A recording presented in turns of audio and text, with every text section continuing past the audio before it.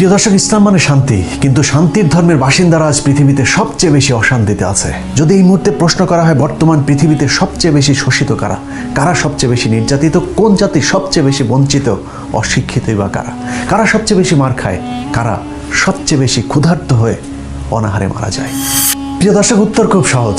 গুজরাটে যারা, কাশ্মীরে তারা, আফগানিস্তানে যারা, প্যালেস্তাইনও তারা, চীনের উইঘুর থেকে মিয়ানমার, সিরিয়া থেকে মিশর, চেচনিয়া, বসনিয়া, ইরাকের কারবালা থেকে আমার সোনার বাংলা, সবখানে আজ মুসলমানেরাই মার খাচ্ছে।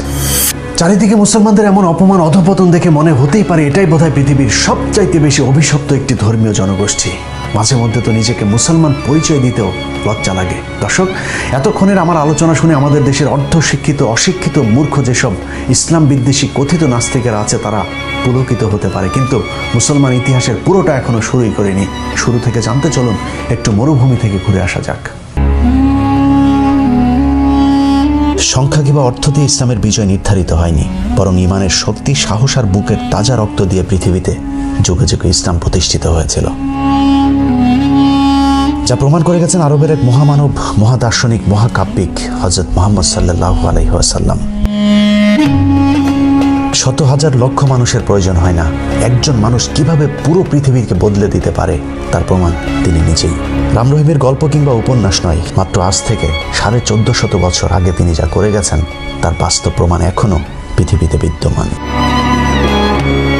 মক্কার সবার কাছে প্রিয় আলামিন খেতাবধারী মানুষটা নবুয়ত লাভের পর রাতারাতি সকলের শত্রুতে পরিণত হয়ে গিয়েছিলেন।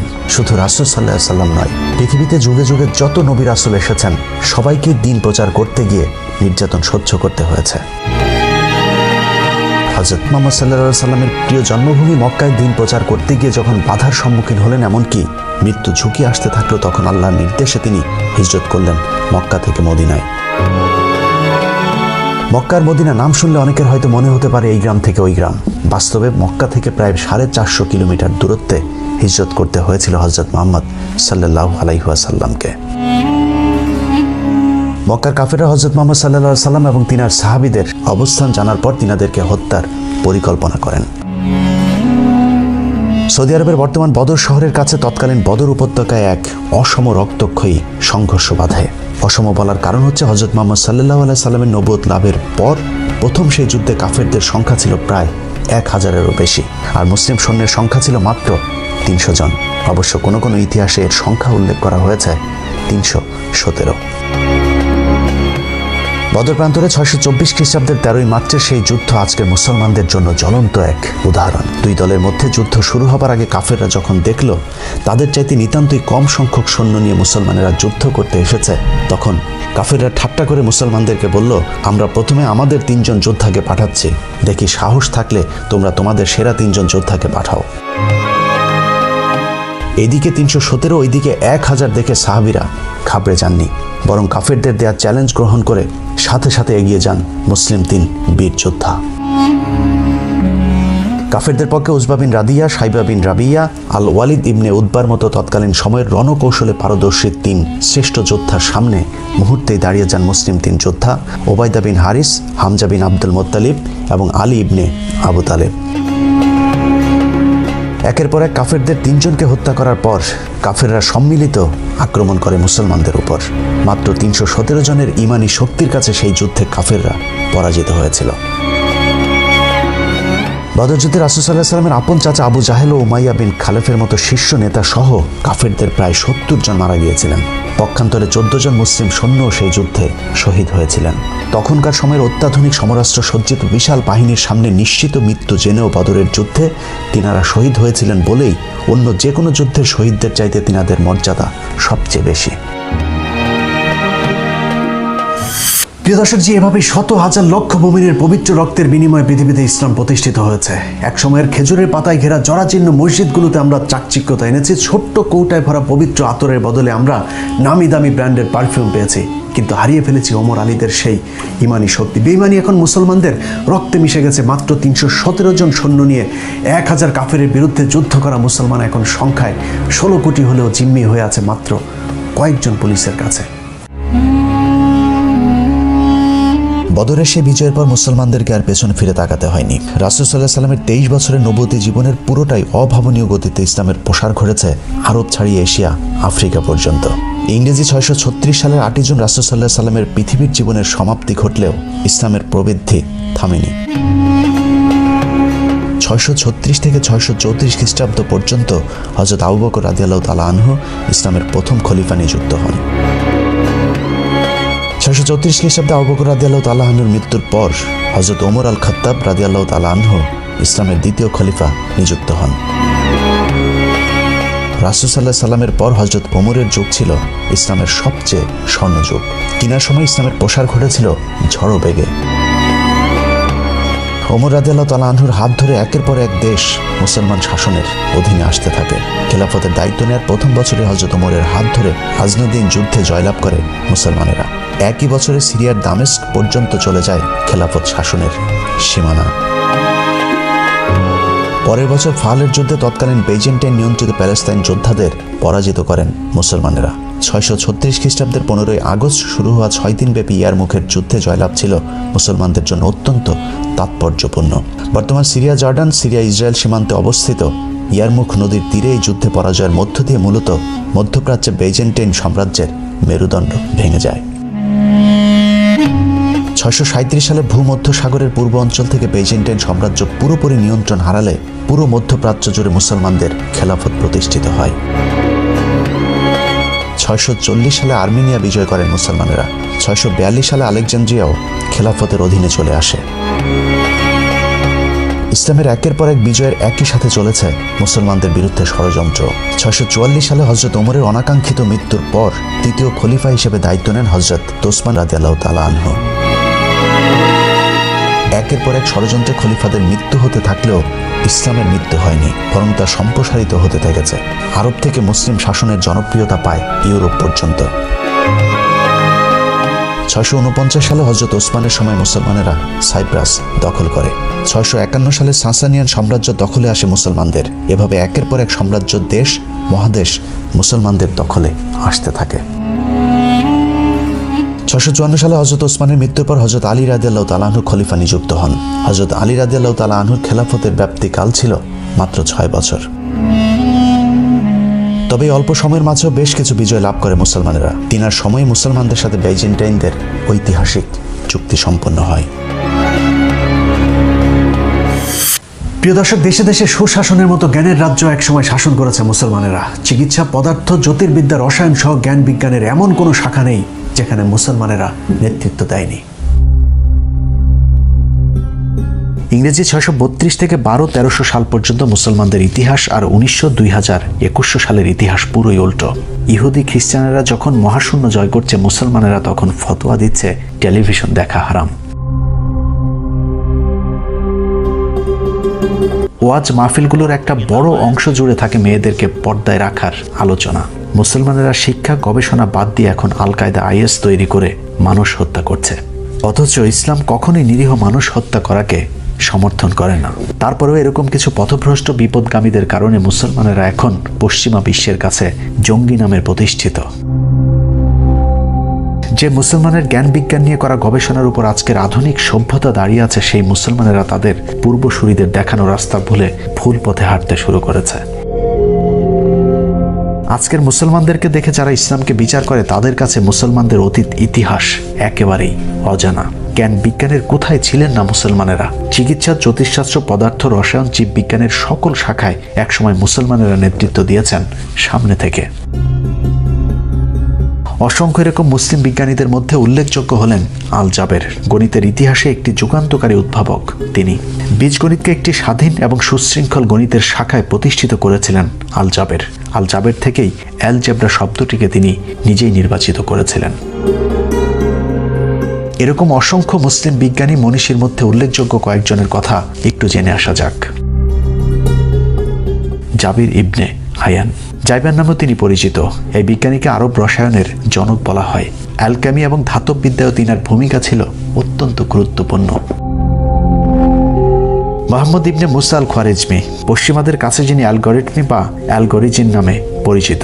তিনি প্রথম হিন্দি এবং আরবি ভাষার সংখ্যা এবং ইউরোপের গণিতে বীজগণিতের ধারণা প্রবর্তন করেছিলেন। তিনার আগে ইউরোপের গণিতে বীজগণিতের ধারণাই ছিল না।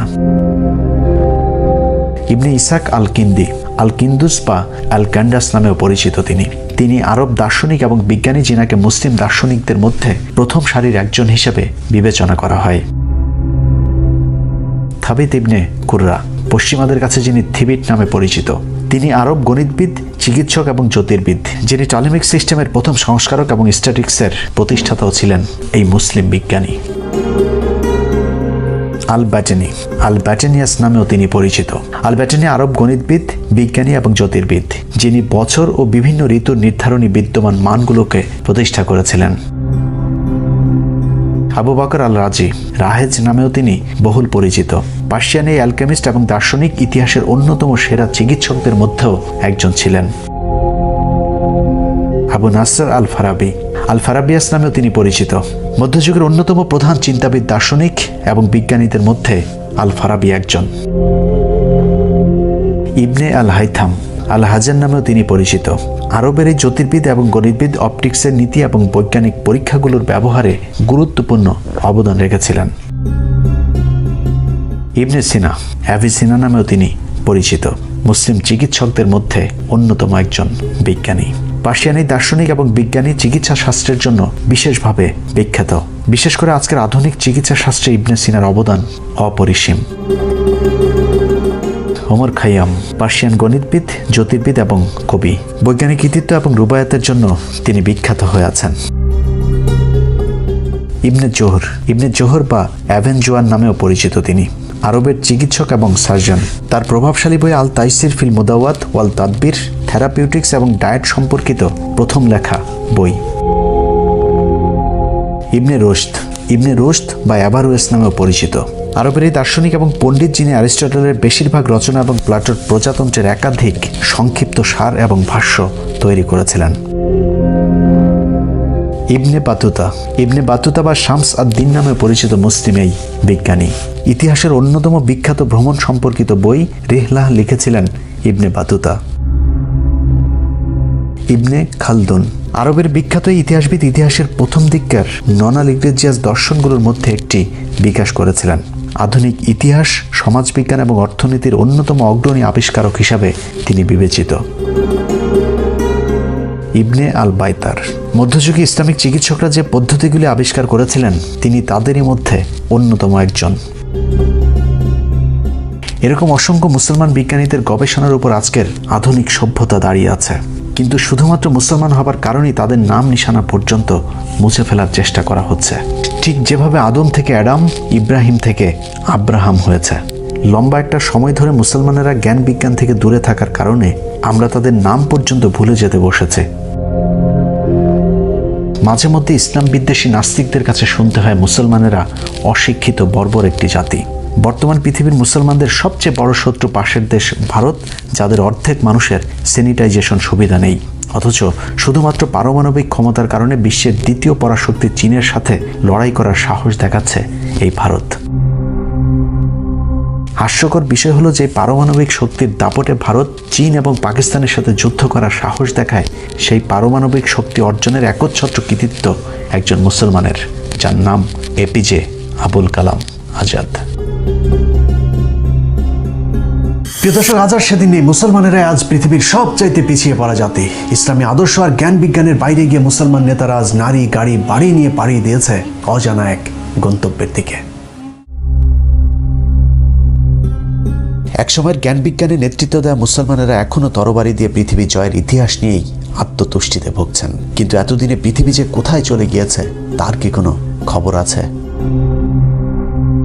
তরবারি দিয়ে জেহাদ করার দিন শেষ। এখন পৃথিবী চলে বুদ্ধির জোরে, প্রযুক্তির জোরে। ছোট্ট একটি ইহুদি রাষ্ট্র পুরো আরবের মুসলমানদেরকে শাসন করে চলেছে। অন্যদিকে তেল আর স্বর্ণ বিক্রি করে খাওয়া আরবরা এখন পৃথিবীর সবচেয়ে অলস আর মূর্খ জাতি।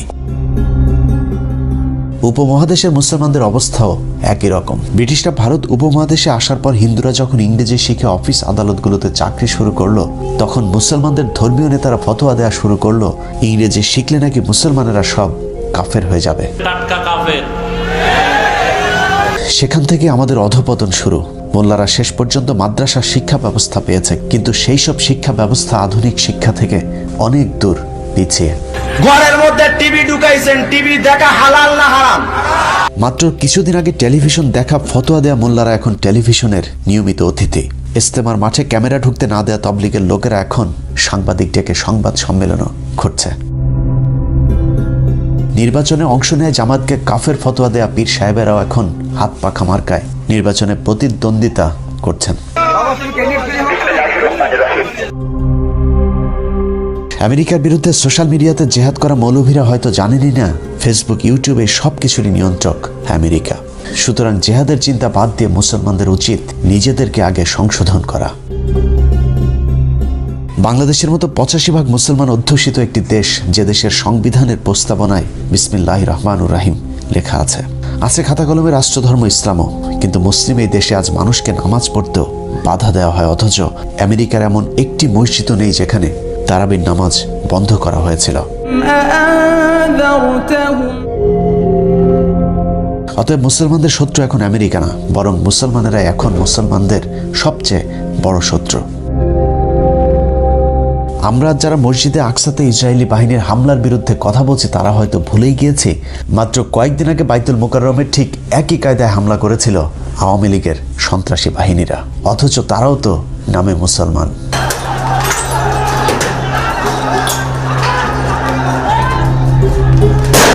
পশ্চিমারা ধর্মের ভালো দিকগুলো তাদের বাস্তব জীবনে কাজে লাগিয়েছে, আর আমাদের দেশে ধর্মের ভালো দিকগুলোকে সরিয়ে মাদ্রাসা মসজিদকে বানানো হয়েছে ব্যবসা প্রতিষ্ঠান।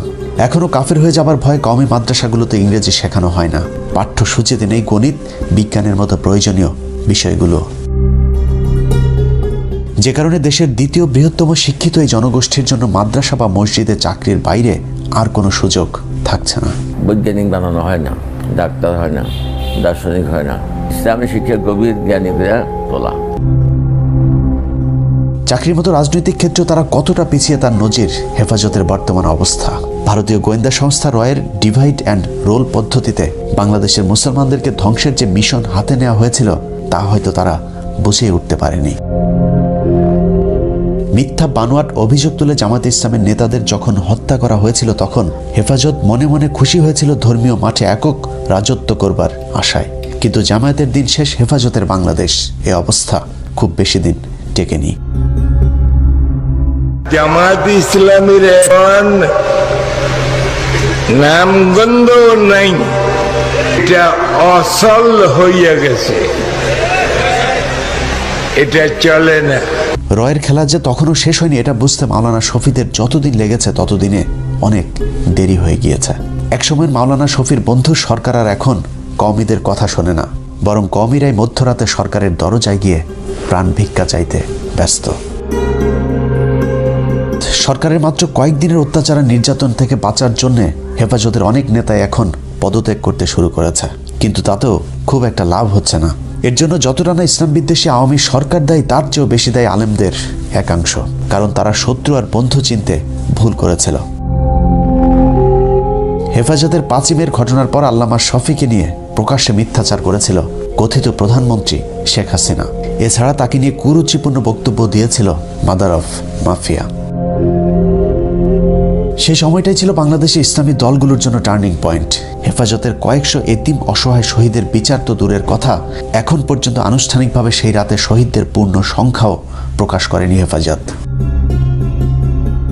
উল্টো ফরিদউদ্দিন মাসুদের মধ্যস্থতায় শেখ হাসিনার কাছে মাত্র 15 কোটি টাকায় বিক্রি হয় শফিপুত্র আনাস মাদানী, মুফতি ফায়জুল্লাহ সহ হেফাজতের প্রভাবশালী কয়েকজন নেতা। বাবুনগরী কাশেমী সহ কয়েকজন নেতা অনড় থাকলেও তাতে লাভ হয়নি। বাবুনগরী পন্থীদের বাদ দিয়ে কওমি সনদের নামে 5 মের শহীদদের সাথে চরম বেইমানি করে খুনি হাসিনার সাথে হাত মেলায় শফি।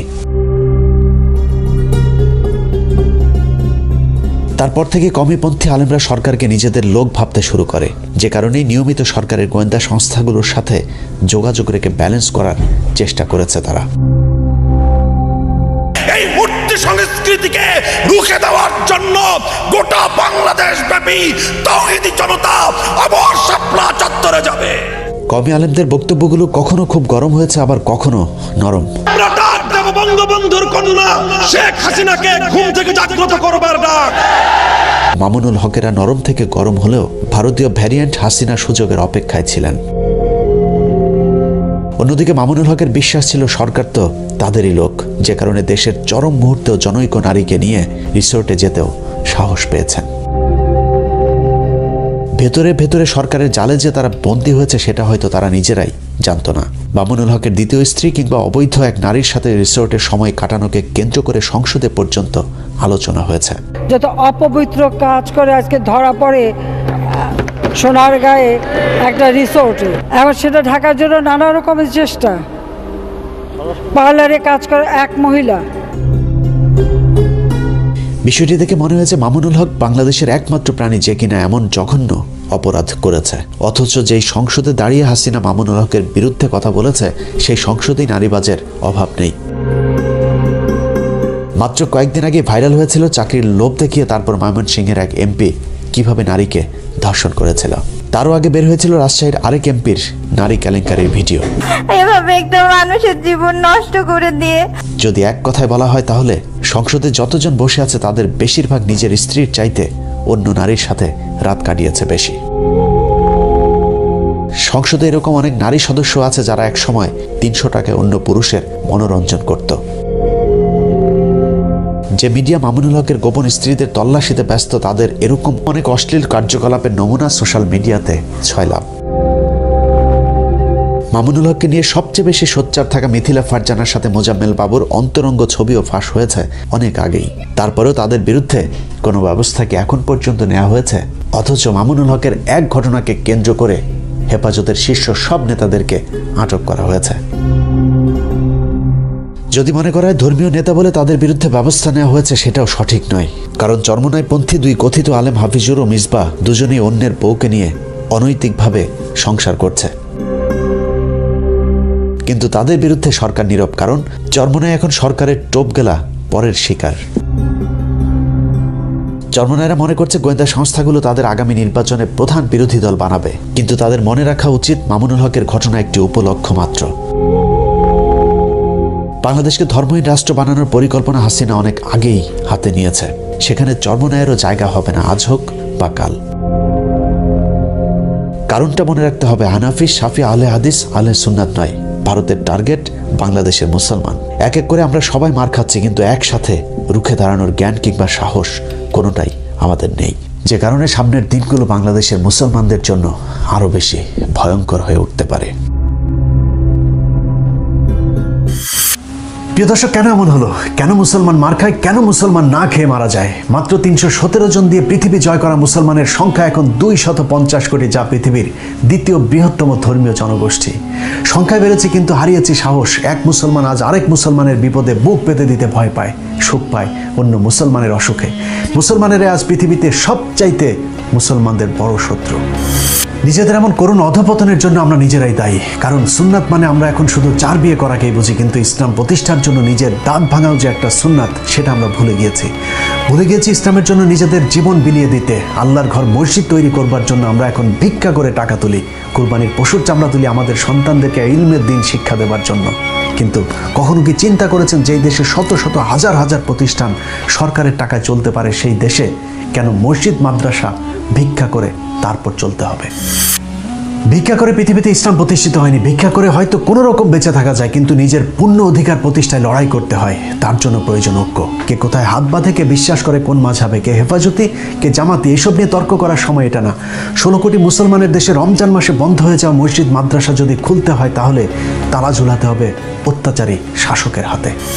বর্তমান শ্বাসরুদ্ধকর পরিস্থিতি থেকে হতাশ হবার কিছু নাই। মুসলমান হয়ে জন্মেছে আর আমরা তো জন্মগতভাবেই সৌভাগ্যবান। ভারতীয় দালাল নব্য ফেরাউন হাসিনার বিরুদ্ধে এই যুদ্ধে সাময়িক পরাজিত মনে হতে পারে, কিন্তু শেষ হাসি তো আমাদেরই। কারণ আল্লাহ কোরআনে কথা দিয়েছেন, নিরাশ হও না, যদি তুমি মুমিন হও, বিজয় সুনিশ্চিত। আল্লাহ হাফেজ।